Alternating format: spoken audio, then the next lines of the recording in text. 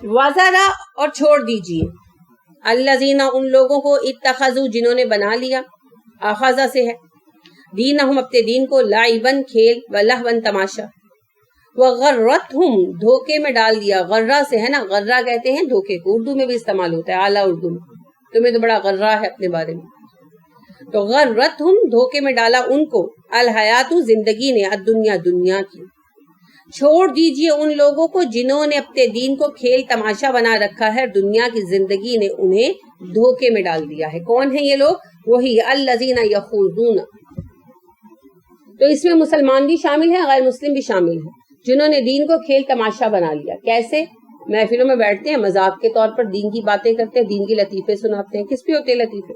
مولویوں پہ، جنت پہ، جہنم کے، کہہ کر میں نے نوٹس کیا ہے، پتہ نہیں اب میری حد تک ہے یا آگے بھی ہے، کہ اب اس شدت میں کچھ کمی آئی ہے، ورنہ پہلے تو لطیفے جو میسیجز آتے تھے نا، ان میں سے 80 to 85% میسیجز جو ہیں وہ دین ہی کو لے کر ہوتے تھے، اور پھر محفلوں میں بیٹھ کر بیکار موضوع بحث بنانا، ایک تو نصیحت کے لیے ہے نا، وہ تو خیر اور بات ہے، لیکن بیکار موضوع بحث بنانا اور شروع ہو جانا، اور دیندار افراد کا مذاق اڑانا، ان کے طرح طرح کے نام رکھنا، بالکل کسی بچے کو جو ہے، جو دیندار ہے یا نمازی ہے، تو مذاقن کہنا ہاں بھی مولوی تو آ گیا، کیا مطلب ہے؟ مولوی تو ٹائٹل ہے ہمارا، آپ نے اس منصب پر نااہلوں کو بٹھایا، یہ آپ کی غلطی ہے۔ اچھا کسی کو وزیر اعظم کیوں نہیں کہتے؟ وزیر اعظم بھی تو عرصے سے ہمارے نااہل ہی آ رہے ہیں نا، تو کسی کو مذاقن وزیر اعظم کیوں نہیں کہتے؟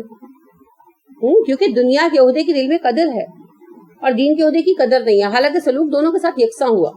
ہم نے وزارتوں پر بھی نااہل افراد کو بٹھایا، حالانکہ وزارت تو اچھی چیز ہے، رسول اکرم صلی اللہ علیہ وسلم بھی تو علاقے کے حاکم تھے نا، اور بہترین صحابہ کو آپ صلی اللہ علیہ وسلم حاکم بنایا کرتے تھے، معاذ بن جبل کو بنایا، ابو موسیٰ اشعری کو بنایا، علی کو بنایا رضی اللہ عنہ، بہترین افراد کو بھیجا ہمیشہ، جن کو آپ بہت اچھا، بہت نیک، بہت قابل بھروسہ سمجھتے تھے، انہیں کو بھیجا کرتے، قاضی بنا کر یا گورنر بنا کر۔ تو وزارتیں بھی اچھی چیز ہیں، کیوں؟ کیونکہ حکومت ملے گی تو اللہ کی نائبت ہوگی نا، تو حکومت دراصل اللہ کی خلافت ہے مجازی معنوں میں۔ اب بات یہ ہے کہ یہ خلافت اہل افراد کی بجائے ہم نے نااہلوں کو دے دی، تو نااہل افراد کے ہاتھوں میں آ کر سیاست کا شعبہ رسوا ہوا، ورنہ رسول اکرم صلی اللہ علیہ وسلم بھی تو سیاست دان ہیں، ابو بکر صدیق رضی اللہ عنہ نے سیاست نہیں کی نا، اور عمر فاروق رضی اللہ عنہ کا تو زندگی کا آدھا حصہ ہی اسلامی سیاست میں گزرا، اور اسلامی سیاسی ڈھانچہ جو ہے اور انتظامی ڈھانچہ بھی عمر فاروق رضی اللہ عنہ نے ہی تو بنایا تھا صحیح معنوں میں، کیونکہ رسول اکرم صلی اللہ علیہ وسلم کو اتنا موقع ہی نہیں ملا، جنگی مسلط رہی، اور پھر آپ صلی اللہ علیہ وسلم وفات فرما گئے۔ ابو بکر صدیق رضی اللہ عنہ کو بھی بہت کم ٹائم ملا، 2.25 سال تھی آپ کی حکومت، اور ان 2.25 سال میں بھی مختلف طرف کے جہاد کھلے ہوئے تھے، لہٰذا ابو بکر صدیق رضی اللہ عنہ کو بھی انتظامی امور کا زیادہ موقع نہیں ملا، بس ضروری کام ہی دیکھتے رہے۔ تو عمر فاروق رضی اللہ عنہ کے زمانے میں امن و امان بھی ہو گیا تھا، پیسہ بھی آ گیا تھا، اور زمانہ بھی لمبا تھا، 11 سال تھے ماشاءاللہ۔ تو اس میں پھر عمر فاروق رضی اللہ عنہ نے انتظامی ڈھانچہ تشکیل دیا، پھر اس کے بعد عثمان رضی اللہ عنہ، علی رضی اللہ عنہ، اور آپ صلی اللہ علیہ وسلم نے اپنے بعد کس کی تلقین کا کہا؟ انہی خلفائے راشدین کی۔ آپ صلی اللہ علیہ وسلم نے کہا نا کہ ان قریب تم میں سے جو میرے بعد زندہ رہے گا وہ ان قریب اختلاف کثیرہ دیکھے گا، بہت اختلافات دیکھے گا۔ تو اختلافات کے زمانے میں تم پر لازم ہے کہ قرآن پر چلو، میری سنت پر چلو، اور میرے ہدایت یافتہ خلفاء کی سنت پر چلو۔ تو ہدایت یافتہ خلفاء آپ سب کو پتہ ہے خلفائے راشدین کس کو کہتے ہیں، تو ساری سیاست دان تھے نا خلفائے راشدین، تو سیاست کوئی بری چیز نہیں ہے۔ ہاں سیاسی اقتدار نااہل افراد کے ہاتھوں میں دے دیا گیا، زاغوں کے تصرف میں عقابوں کا نشیمن، اقبال کہتے ہیں، صحیح کہتے ہیں، زاغ کوے کو کہتے ہیں، تو عقاب تو آپ کو پتا ہے کس کو کہتے ہیں، تو زاغوں کے تصرف میں عقابوں کا نشیمن، تو انہوں نے ستیہ ناس مار دیا۔ اسی طرح جو دینی ہمارا منصب ہے، امامت اور دین میں گائیڈ کرنا، تعلیم دینا دین کی، پھر اس کے مختلف شعبے ہیں نا، قرآن پڑھانا، امامت کرنا، مؤذن ہونا، قاضی ہونا وغیرہ، اب وہ سارے جو شعبے ہیں وہ ہم نے نااہل افراد کے سپورٹ کر دی، جو ہم ان پٹ دیں گے وہی آؤٹ پٹ آئے گا۔ آپ نے کبھی بازار کا چاٹ کھایا یا بازار کا آپ نے کبھی ملک شیک پیا؟ تو کیا کرتے ہیں؟ گندا سڑا ہوا پھل ڈال دیتے ہیں، تو پھر اس کا ذائقہ بھی ویسا ہی ہوتا ہے، خاص طور پر برسات میں. اور گھر میں صاف ستھرا بناتے تو اس کا ذائقہ بھی مختلف ہوتا ہے. جو ان پٹ ہے وہی آؤٹ پٹ آئے گا. ہمیں ایک طویل عرصے سے ذہن یہ بنا ہوا جو بچہ کچھ نہیں کرتا، نہ پڑھتا ہے نہ کام سیکھتا ہے، اسے مدرسے میں پھینک دو. تو جیسے نااہل ان پٹ دے رہے ہیں ہم، ویسے ہی نااہل آؤٹ پٹ لے رہے ہیں نا ہم. نکمے ترین لوگ ڈال رہے ہیں جو ڈمب ہیں، تو ان کو سانٹے مار مار کر، سوٹے مار مار کر چند کتابیں تو رٹوا دی جاتی ہیں، مگر عقل کا لیول تو وہی ہے نا.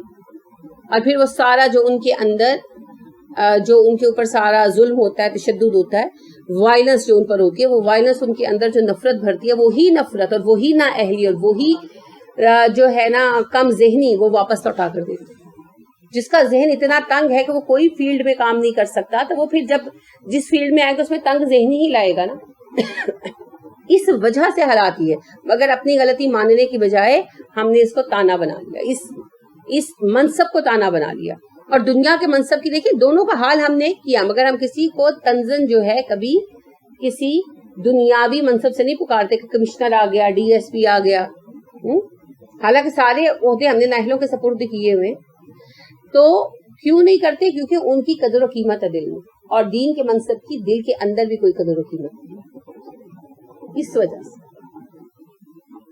تو دیکھیں اللہ بڑی سخت بات کہہ رہے ہیں. اللہ کہتے ہیں جنہوں نے دین کو کھیل تماشا بنا لیا ہے. کھیل تماشا ایک تو یہ یہاں خاص طور پر گفتگو کے معنی میں ہے، لیکن ویسے بھی کہ دین پر باتیں لمبی لمبی کرنا، بحثیں لمبی لمبی کرنا، اور دین پر عمل ذرا برابر نہ کرنا. میرا یہ مشاہدہ ہے، آبزرویشن ہے، کہ جو لوگ نماز بھی نہیں نہ پڑھتے وہی بیٹھ کر دین پر لمبی لمبی بحثیں کرتے ہے نا. رفع یدین کر رہے ہو تو کیوں کر رہے ہو، یہ تم نے ہرا دوپٹہ لیا تو کیوں لیا ہے، یہ تم نے ایسے نقاب لیا تو کیوں لیا ہے، چہرے کا نقاب ضروری ہے کہ نہیں. یہ وہ لوگ بحثیں کرتے ہیں، اللہ رحم فرمائے، جن کی بچیاں اور بیویاں آلموسٹ ننگی پھر رہی ہوتی. یہ بحثیں وہ لوگ چھیڑ کر بیٹھے ہوتے. یہ ہے دن کا کھیل تماشا بنانا. بحث کیے جانا، عمل ذرا برابر نہ کرنا، پھر اپنے آپ کو دیندار سمجھنا. دین بحث کا نام نہیں ہے، دین عمل کا نام ہے. عمل سے زندگی بنتی ہے، جنت بھی جہنم بھی. یہ خاکی اپنے فطرت میں نہ نوری ہے نہ ناری. سب سے بدترین شخص میری امت کا وہ ہے جو دین کا علم اس لیے سیکھے کہ لوگوں کو نیچا دکھا سکے. حدیث مبارکہ ہے، اتھینٹک، رسول اکرم صلی اللہ علیہ وسلم نے یہ فرمایا. تو دین کا علم کس لیے سیکھا جاتا ہے؟ عمل کرنے کے لیے. مجھے پتا ہو میں کیا کروں گا تو میرا رب راضی ہو جائے گا تاکہ میں وہ کروں، اور میں کیا کروں گا تو میرا رب ناراض ہو جائے گا تاکہ میں اس سے بچوں. سادہ سا مقصد، ٹھیک ہے. یہ ہے اصل مقصد. میرا تقویٰ کا لیول بڑھے، میرا دینداری کا لیول بڑھے، یہ مقاصد ہے. اگر یہ مقاصد پورے نہیں ہوتے تو پھر ڈگری کا کوئی فائدہ نہیں.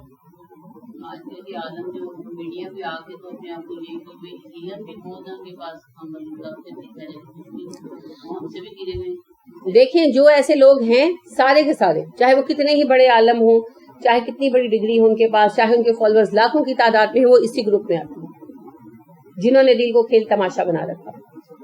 ٹھیک ہے. اور دنیا کی زندگی نے انہیں دھوکے میں ڈال دیا. کیسے دنیا کی زندگی دھوکے میں ڈالتی ہے کہ بھئی اس راستے پر چلیں گے تو شہرت ملے گی، پیسہ ملے گا. جیسے ابھی آپ نے یہی کہا ٹی وی پر آنے والے علماء، ان میں سے کئی اچھے لوگ بھی ہیں، ہوں گے، لیکن جن کو ہم دیکھتے ہیں کہ وہ کرپٹ ہیں اور ان کی کرپشن کھلی ہوئی ہے. تو ایسے افراد جو ہیں انہیں دنیا کی زندگی نے دھوکے میں ڈال دیا نا. اپنی ریٹنگ بڑھانے کے لیے جھوٹ بولتے ہیں، دین چھپاتے ہیں، دین حق اور باطل کو ملا کر پیش کرتے ہیں، دین کو بگاڑ دیتے ہیں، نئی شکلیں بنا رہے ہیں دین کی. تو یہ ہے غرتہم الحیات الدنیا، دنیا کی زندگی نے انہیں دھوکے میں ڈال دیا. وہ بھول گئے کہ مر کر حساب دینا. عالم کا مرتبہ سب سے بلند ہے نا اگر عام افراد میں، تو عالم کا حساب بھی عام افراد میں پھر سب سے زیادہ سخت ہونا. وَذَكِّرْ بِهِ، نصیحت کیجئے انہیں اس کے ذریعے. کس کے ذریعے؟ بالکل، بھی کی ضمیر ہی جو ہے قرآن کی طرف ہے. انہیں نصیحت کیجئے اس قرآن کے ذریعے. ان شاید تبصلا، گرفتار ہو جائے، نفسن، کوئی نفس، بما کسبت، اپنے کمائی کی وجہ سے، اپنے اعمال کے سبب سے. انہیں اس کے ذریعے یاد کراتے رہیے، ایسا نہ ہو کہ کوئی جان اپنے بدعمالیوں کی وجہ سے قیامت کے دن پکڑی جائے، کہ یعنی ان افراد کو قیامت کے دن بچانے کے لیے کیا کریں؟ نصیحت کرتے رہیں، بدعمالیوں کے سبب سے نہ پکڑے جائیں۔ لا علمی نہیں ہے، بد عملی ہے، بے عملی بھی ہو سکتی ہے۔ بد عملی برے اعمال اور بے عملی کچھ نہ کرنا، دونوں ہی چیزیں قابل گرفت ہے، کیونکہ دنیا میں کام کرنے کے لیے آئے ہیں۔ غلط کریں گے تو بھی ڈنڈے پڑیں گے، نہیں کریں گے تو بھی ڈنڈے پڑیں گے۔ تو نصیحت کیجئے تاکہ اپنے اعمال سے آج توبہ کر لیں، ابھی وقت ہے، ابھی ہم اپنے اعمال کو بدل سکتے ہیں، اپنی زندگی کو بدل سکتے ہیں، زندگی کا دھڑا بدل سکتے ہیں۔ لیسا نہیں لہا اس کے لیے من دون اللہ اللہ کے سوا ولی کوئی دوست والا، نہ ہی شفیع کوئی سفارشی، اور جو پکڑا جائے اپنی بدعمالیوں کے سبب سے تو نہ اس کے لیے اللہ کے سوا کوئی دوست ہے اور نہ ہی سرپرست ہے یا سفارشی۔ ولی میں دوست اور سرپرست دونوں آ جاتے ہیں، اور شفیع سفارشی، نہ اس کا کوئی سرپرست ہوگا، والی وارث ہوگا قیامت کے دن، نہ کوئی دوست ہوگا، اور نہ ہی کوئی سفارش کرنے کے لیے آگے آئے گا۔ کس کے لیے کہا جا رہا ہے؟ جو قیامت کے دن پکڑا گیا۔ تو اگر کوئی سفارش کرنے آئے گا بھی، سفارش اللہ کے حکم کے بغیر نہیں نا قبول ہونی، اللہ اجازت دیں گے تو سفارش ہوگی۔ لہذا شفاعت کے عقیدے کا غلط یقین رکھنا گمراہی کا بڑا سبب ہے۔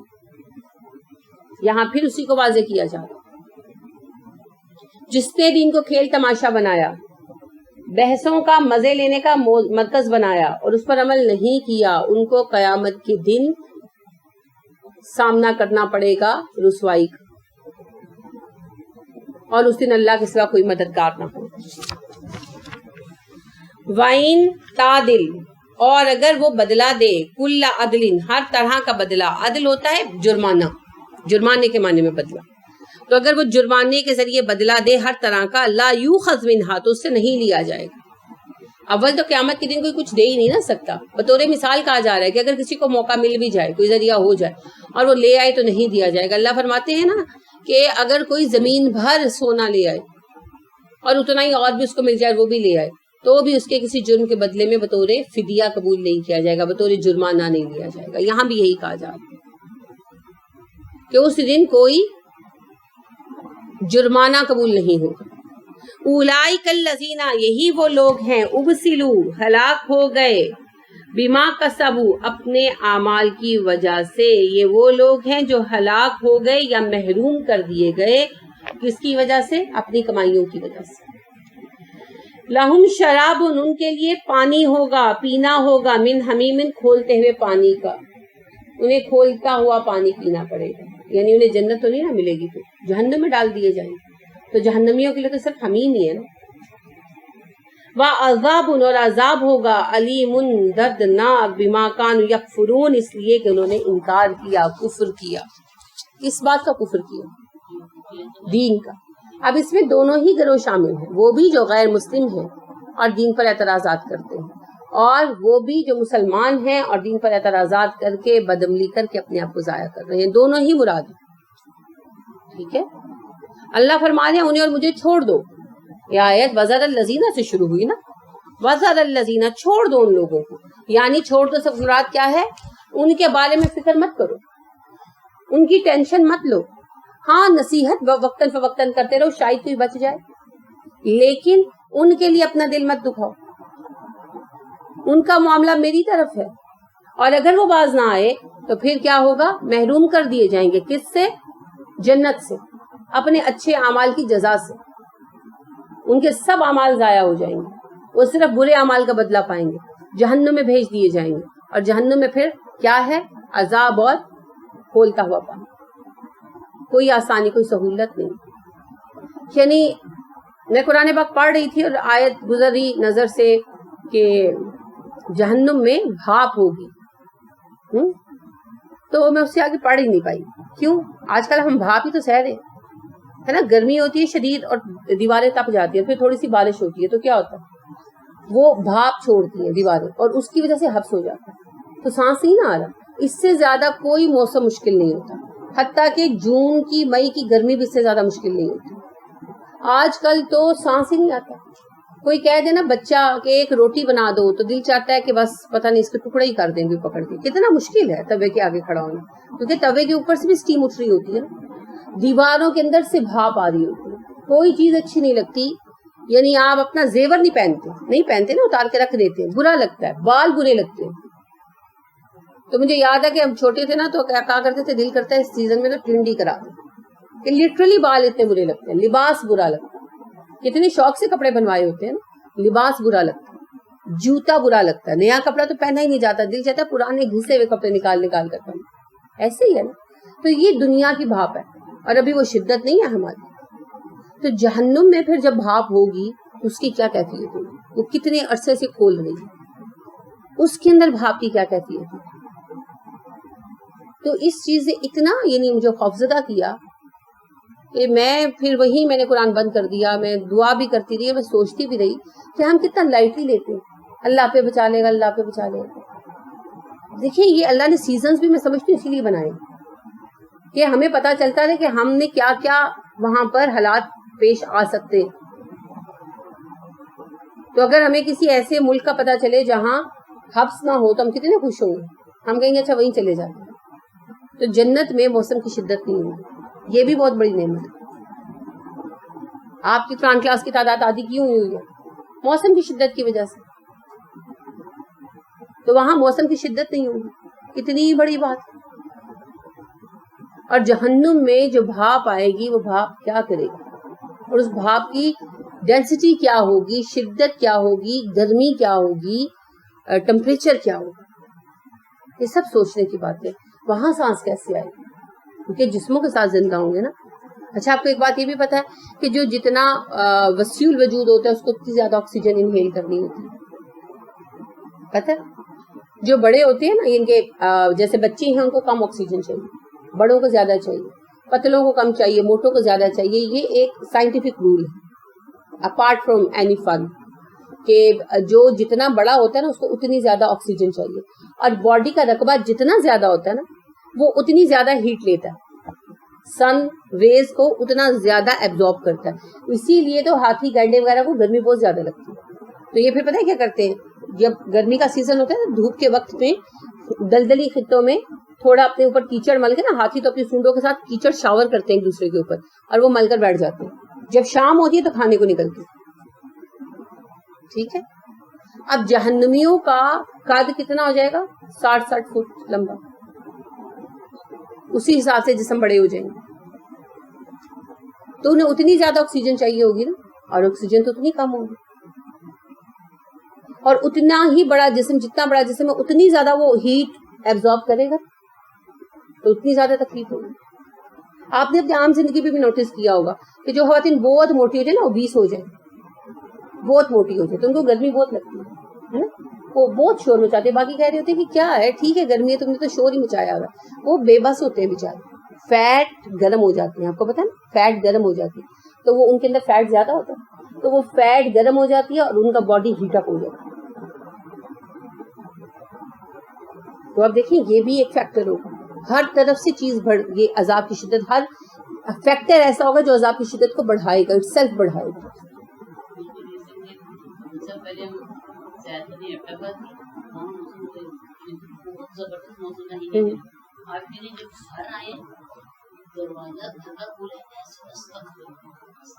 ایسے لگے کہ جیسے تندور میں ہیٹ میں ہوتا ہے, سب کچھ کھولے, کتنے ٹائم تک جو ہے گھر میں اس سے ہیٹ رہی, بیٹھا نہیں جا رہا. آپ یہی دیکھیں نا کہ ہم لوگ اگر کوئی کمرہ بند کر کے 2-4 گھنٹے کہیں چلے جائیں تو آ کر کھولیں تو وہ زیادہ گرم ہوتا ہے نا. تو اب یہی آپ سوچیں کہ جہنم کب سے بنی ہے اور گرم ہے اور بند ہے, اسے اسی وقت کھولا جائے گا جب جہنمیوں کو ڈالا جائے گا, تو پھر اس کے اندر کی گھٹن کا کیا عالم ہو. حالانکہ ہم کوئی کمروں میں چولہے تو جلتے چھوڑ کر نہیں جاتے, نہ کمروں میں چولہے ہوتے ہی نہیں, ہم خالی بند کر جاتے. تو آتے ہیں تو سردی کا بھی موسم ہو تو گھٹن ہوتی ہے کمرے میں, پھر ہم کھڑکیاں کھولتے ہیں, ایگزاسٹ چلاتے ہیں, نہیں یہ بھی بڑی گھٹن ہے, ذرا اس کو جو ہے نا صاف ہونے دو, اس کی فضا صاف ہونے دو, ہوتا ہے نا, فوراً کمرے میں نہیں بیٹھا جاتا. تو اس سے بھی اندازہ لگائیں کہ جہنم کی گرمی کی شدت کیا ہوگی, ہم کیا کریں گے. ٹھیک ہے, تو ان آیات پر غور فرمانا. میں نے آپ کو آیت نمبر 50 یاد کرنے کو کہا سورۃ الانعام کی، کس نے کی؟ چلیے میں بھی پوچھتی ہوں. سبحانک اللہم و بحمدک ونشہد ان لا الہ الا انت ونستغفرک ونتوب الیک. السلام علیکم ورحمۃ اللہ وبرکاتہ.